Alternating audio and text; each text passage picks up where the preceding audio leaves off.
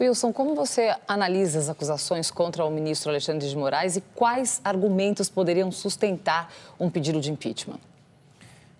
Vou começar pelo final. Eu acho que não existe nenhuma razão para impeachment e certamente isso não vai acontecer, porque o presidente do Senado já deixou claro que não vai colocar em votação um processo de impeachment. Agora, é preciso entender o seguinte, não existem juízes vitalícios no TSE. Os juízes do TSE têm mandatos de 2 anos. São 3 representantes do Supremo Tribunal Federal, 2 do STJ e 2 advogados, que atuam durante 2 anos. O que aconteceu foi que o ministro Alexandre de Moraes era o presidente do TSE e era também, como continua sendo, ministro do STF.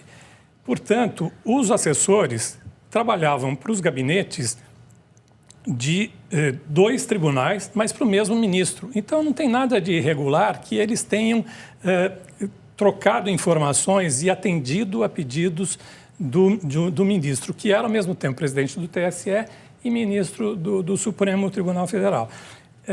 Na verdade, acho que há uma supervalorização dessa história. Não vou dizer que foi sensacionalismo do jornal, da Folha de São Paulo, que é um órgão independente e sério, mas houve uma supervalorização do que está acontecendo. Na verdade, isso são filigranas processuais. Isso não existe nenhuma irregularidade flagrante que justifique qualquer processo de impeachment. Agora, de toda forma, é legítimo que os investigados tentem alegar nulidade de uma prova ou de um depoimento. Não vão ter sucesso, mas é legítimo que eles tentem, que os advogados tentem fazer isso. Agora, o processo de impeachment, com certeza, não vai prosperar. E, Vila, o acúmulo de funções por Alexandre de Moraes impacta na imparcialidade de suas decisões ou não? Há um conflito de interesses? Não. Isso explicou bem. Você tem uma rotatividade dos ministros, e só quem preside o TSE é um ministro do Supremo Tribunal Federal, um dos 3, e há uma rotatividade entre ministros do STF, do STJ e os 2 advogados. Você mandar 2 anos e, eventualmente, por mais 2, não mais que isso. Bem, a grande questão é que muitas vezes não há um esclarecimento. É bom lembrar que o caso de um impeachment de um presidente da República, quem autoriza e é uma competição, uma atribuição privativa, portanto só dela, da Câmara dos Deputados. Quem processo julga é o Supremo Tribunal Federal, está no artigo 52. Só que o artigo 52 deixa claro, no caso do ministro do Supremo, quem processa e julga, portanto não passa pela Câmara, é somente o Senado. O importante destacar, na minha opinião, é que a reportagem não para em pé. A reportagem não para em pé, ela não se sustenta.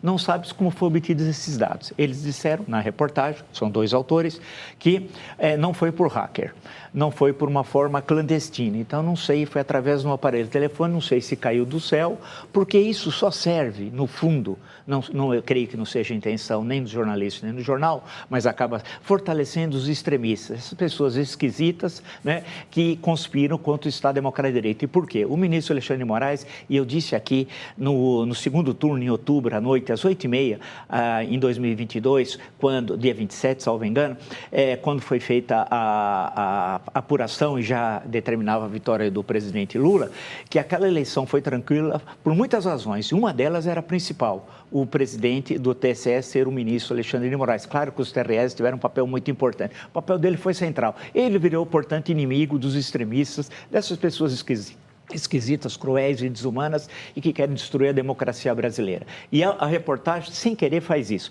Fortalece, deixa a eleição de 22 numa suspeição, joga a suspeição sobre os acontecimentos dos inquéritos pós-eleição de 2022, inclusive sobre o 8 de janeiro de 2023, joga a suspeição sobre essas eleições e sobre 2026. Por quê? Por causa do episódio do Bolsonaro, que teve suspenso seus direitos políticos por 8 anos. É como se fosse tudo uma conspiração para impedir que essas pessoas, vão chamar de esquisitas, como as chamam lá nos Estados Unidos os extremistas, né? E a reportagem realmente faz esse papel. Infelizmente, e digo isso porque eu gosto muito da Folha, lembro da campanha das diretas, né? Mas infelizmente a reportagem, nesse sentido, ela conspira sem desejar, eu sei que não é o desejo do jornal nem dos jornalistas, mas conspira junto com aqueles que têm ódio à democracia, às liberdades, ao Estado Democrático de Direito. Sei que o intuito não era esse, mas acaba sendo usado por essas pessoas que lá apareceram. E não vai ter CPI coisa alguma, isso é papo furado